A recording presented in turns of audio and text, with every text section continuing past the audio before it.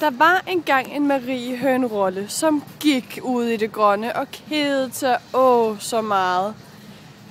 Men så fik hun en god idé. Hun ville gerne på Roskilde. Og Rolle var på Roskilde. Hun var så glad og drak øl og havde det sjovt. Men hvem er det, hun får øje på der?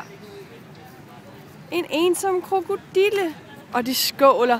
Og med det samme var der en kemi der. Og de vidste, at de to skulle på eventyr sammen.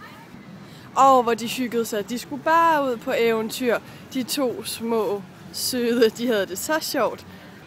Og de to venner, de var bare ude på ballade og sjov. De lavede alle mulige ting.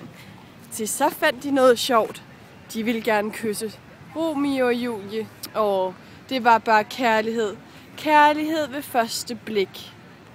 Og de fandt på gode klappeleje. Og pyramide, der var bare noget med den pyramide.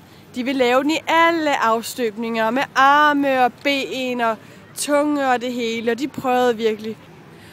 Og lille Marolle blev ved med at lave pyramide. Men hvor er Kroko henne? Marolle finder ud af, at hun er helt alene. Hun begynder at råbe, Kroko, hvor er du? Hvor er du? Nu er jeg bare helt alene. Hvor er Kroko henne? Kroko! Kroko! Kroko! Marolle var så sur på Kroko. Hvordan kunne Kroko gøre det? Hun troede, de var venner. De havde lavet pyramider. De havde lavet alt muligt. Hvor var hun sur. Så sur. Så sur. Gå væk med dig, Kroko. Jeg gider ikke at lege med dig. Marolle var så ked af det, men tænkte, det er jo Roskilde. Jeg skal da nok finde andre venner. Hun så, der var en menneskemængde derovre og begyndte at løbe derover imod. Og se, hvad fandt hun dog der? Nej, Marolle fandt. Hvad har Marolle fundet?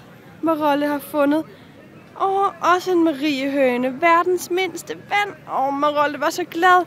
Hun vil flyve op til vor herre og bede om rigtig godt vejr sammen med sin nye ven. Det bliver en god Roskilde i år.